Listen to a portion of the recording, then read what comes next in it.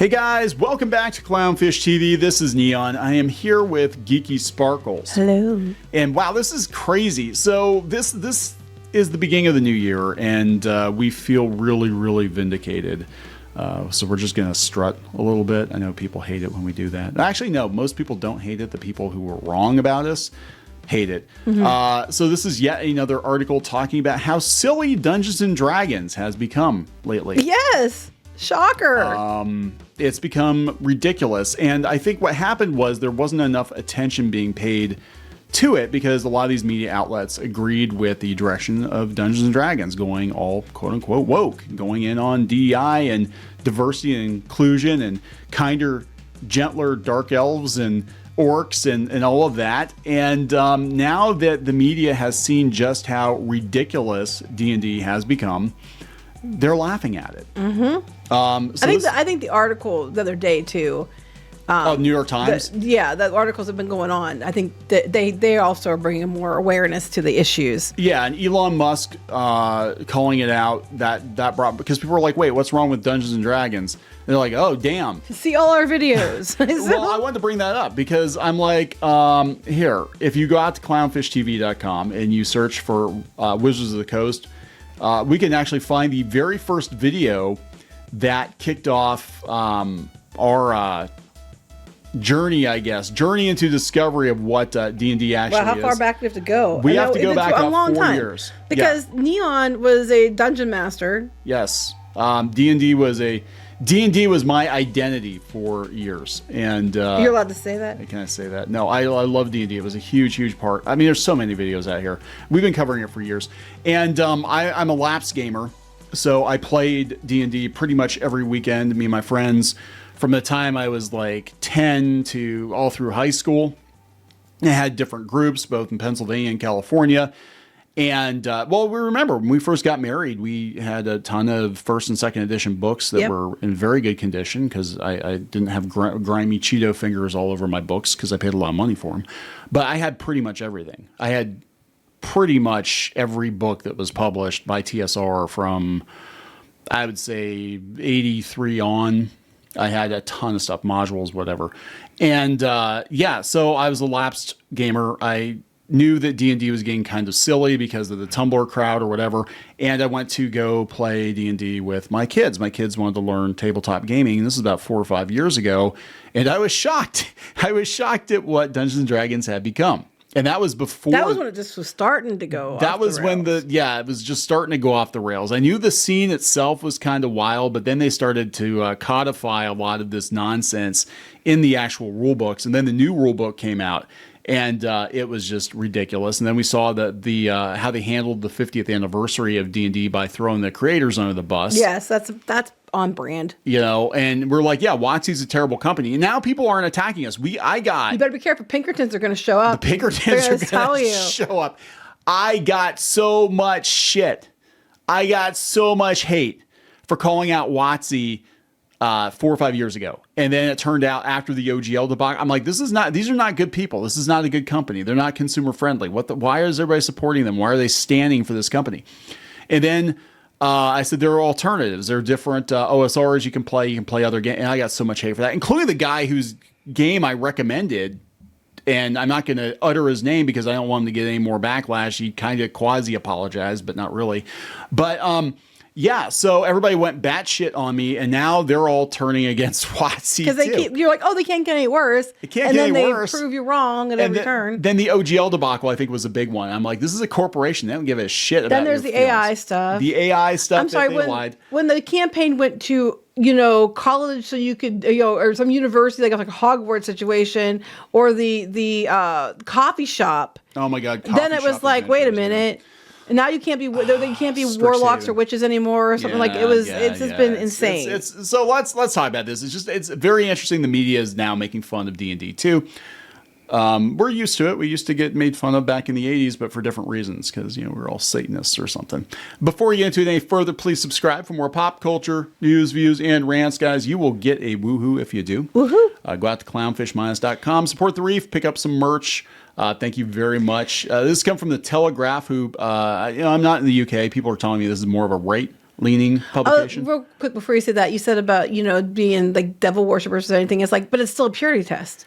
It's still It was a purity test right? then, but now it's a purity test now. Exactly. And the irony in all this is that D&D was actually created by guys who were mostly Christian, right? The demons were the bad guys. It's crazy. But now they just want to sleep with the demons because they're hot. Now you just want to sleep with the demons, right? And yeah, women were never involved in D&D either. Look at this. This is the very first D&D ad I ever saw. It used to be on the back of comic books.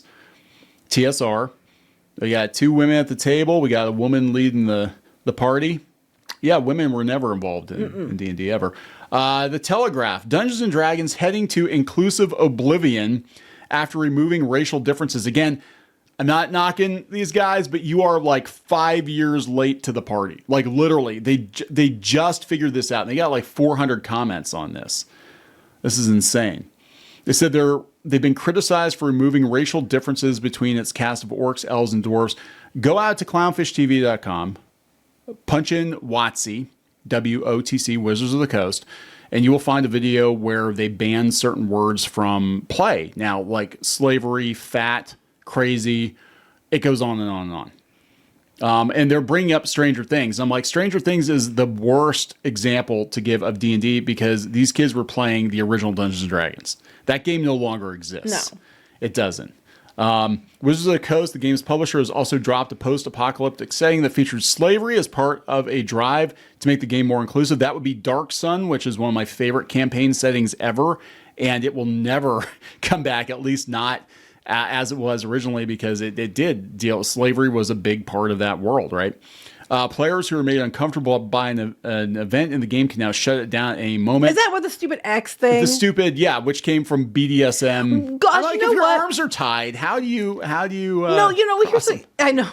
Here's what gets me. So you're how far into a campaign? It's almost done. You spent hours. And then some little shit decides, I don't like that pronoun or whatever, and then they make the X sound and ruin the entire game. Yeah. Don't be that person. It's like, how hard is it to just be? Otherkin. I mean, look, if you're not comfortable with, like, if somebody who's playing with you was a victim of assault or something like that, just being a decent human being, you probably don't want to play a campaign that would include that in it, right? If somebody lost a child, you probably don't want to include child death in the campaign. I mean, that's just being a decent human being, right? But no, apparently we gotta have. I mean, the only way I could see this having any relevance is perhaps if you're playing at a convention or something with strangers, right? Maybe, but it's stupid to have to do this. And they put it in the books. Announcing the change of the rules, which replaced race with species, WotC said race is a problematic term that has prejudiced links between real-world people and the fantasy peoples of D&D worlds. They're not real. Oh, for God's sake. To start a game, players must choose their avatar from a range including halflings, humans, gnomes, and dragonborn, and humanoid species sent from dragons. Before the 2024 update, each class came with boosts to different attributes, as they would, because even though they are humanoids and they're human adjacent, they are very much different races, right? They're different. They have different, historically, and I guess this has been thrown out the window too. Like dwarves were not good with magic. They just weren't. It wasn't in there, but they were great fighters. They were pretty okay thieves, but they had their strengths. They were stronger than elves. Elves were frail, but they were good at magic. So it gave you an advantage. Or you could be a human, which was kind of like middle of the road. They could be an okay fighter or an okay mage, but they wouldn't, really excel at those things. There's nothing wrong with that. There really is nothing wrong with that. We're not talking like, oh, these are black people, these are Hispanic people, these are Asian people. Yeah. Oh, yeah. They bring it up. They said, the hardy hill dwarf enjoyed a +2 lift to Constitution, something that could help them as they navigate the game's map of enemies and challenges. Under the new rules, the hill dwarf is not naturally tough and can instead come from 2 different backgrounds, a miner or a scholar. The shift follows... The dwarves aren't who I think of scholarly. No, they're meatheads. They like gold, but they're meatheads. They're tough. I mean, because, look, these... D&D, at first, was a mashup of traditional wargaming and also bootleg Tolkien. So pretty much. And the halflings were hobbits, And they were basically just lifted directly from Tolkien. And in the books, of course, now, it's probably problematic, but in the books, dwarves fought and they mined, and elves were highfalutin, and they did magic, right? I love this. All the species are becoming humans with decorations. That is one D&D veteran. Yeah, that is accurate. That's accurate. There's no difference. There's no reason to play another race if they're all the same. The same, right. So they're bringing up in the forward, Dungeons & Dragons historian John Peterson notes a virtual catalog of insensitive and derogatory language in the original 74 game, including words that are casually hurtful to anyone with a physical or mental disability or who happens to be old, fat, not conventionally attractive, indigenous, black, or a woman. Well, I'm several of those things, and I wasn't mad. I'm several, and I didn't care. You have red hair, you're basically black. Mm-hmm. Yeah, same thing. Ask Hollywood. It's unfortunate that women seldom appear in the original D&D, and when they do, they're usually portrayed disrespectfully. Dragonlance, right? Dragonlance, woman co-created Dragonlance. Good, strong female characters. Anyway, he also takes aim at cultural appropriation, including a gods, demigods, and heroes range, writing where players expected to fight Vishnu. This is from the New York Times article. Okay, so they're going through the whole thing, and it's like, come on, this is like nitpicky bullshit. It talks about Elon Musk telling WotC to burn in hell.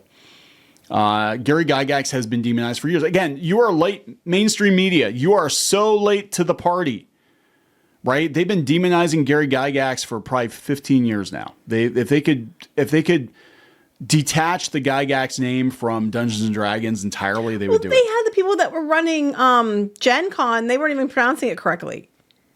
Yeah, they couldn't even pronounce his name. He started the fucking convention. They couldn't even pronounce his name. I'm like, so they have no... That'd be like working for the Disney company and being like, yeah, so this Disney guy. Disney guy, yeah. Yeah, this Disney guy. We don't want to talk about Disney. We don't talk about Disney anymore. So if anybody here comes and talks about Disney, make sure they're banned. Yeah, we're going to kick you out of our safe space. They make me feel icky. Morally gray soup, right? For many of today's players, the fight comes down to not race, but the nature of the game. That's true. The restrictions inherent to the old races were what made the game challenging and create a sense of risk. That is true. You had to kind of choose carefully. Actually, if you want to go old school, your character was determined by your dice roll, right? You didn't get to really pick anything. It was like you'd roll a character and this is what they were. And like you're a fighter because you can't allocate points somewhere else. It was like you rolled a 17 for strength and a 4 for intelligence. You're a meathead fighter. That's what you're stuck with. One user wrote on Reddit, feels like everything is focus grouped into an inclusive Oblivion. Races and classes in a fancy make-believe role-playing game are gradually being reduced to aesthetics. Yes. This other one, the demonstrification of things like goblins and orcs is a travesty. Not everything has to be morally gray soup. Yes. Some things can just be evil, and that's okay. Yeah, Hollywood, take notes. Okay, this is up for debate. I have heard people say that the new player's handbook is not selling well. Sales figures suggest the critics are in a minority. WotC executives told the New York Times. Wait. The people who sell the shit told the news that they're selling it really well. They said the 2024 player's handbook is the fastest selling publication in company history. But again, the people who make the book said it's the fastest selling. It's like Disney saying, Disney will tell you, oh, the numbers are great, but we're not going to show them to you. People were looking at the book scan numbers and they were not great. And then then maybe they're telling the truth and that's sad. Well, they were looking at the book scan numbers. They were not great. And then they were like, you can't get a complete picture from book scan. So if Hasbro says they're selling well, they must be selling well. I'm like, yeah, it's selling so well that they just preemptively laid a bunch of people off. And right. It's doing great. And fastest selling, it might be that a bunch of people pre-ordered it because 5e came out 10 years ago and it didn't take off right away. So, but it's like, so the source, trust me, bro. Not best selling, fastest selling.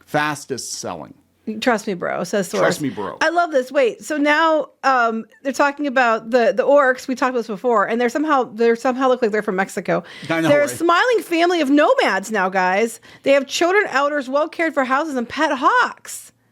Oh my God. That's what orcs are now. They're a smiling family of nomads, they said Timothy Lindward. D&D is not a game about creating intercultural harmony in a multiracial community. The rules still center on violence, exploration, acquisition, and growth through adventure. Making orcs more than mindless antagonists in a world that requires henchmen and goons simply passes the buck to someone else. Hobgoblins, bugbears, giants, or whatever. Yeah, but what they'll do is they'll turn them into friendly. Yeah, well, I feel that they represent this other group. Some racist idiot will say that they represent another group that no one else sees but them. And then if you don't agree with them, you're the racist. And then we'll have other things change. I love this.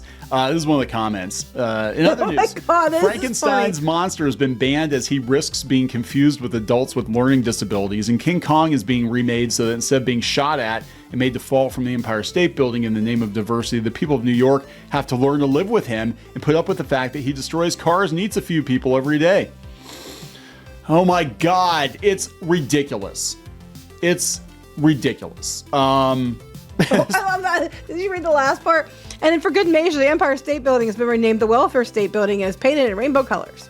Didn't they put a rainbow projection on it before? Oh, they put lots of projections on it. John Miller, thank God chess is too complex for these morons to actually even think about it. Wow. Yeah, it's now they're laughing at you. Now they're laughing at you. And people might buy the player's handbook just to see how ridiculous it is. But yeah, the D&D I knew came from TSR. It ended decades ago, but you can still play those old books. You don't need to buy the new stuff. We're gonna wrap this up. Yes. Please subscribe for more pop culture news, views, and rants. We'll talk later. Bye.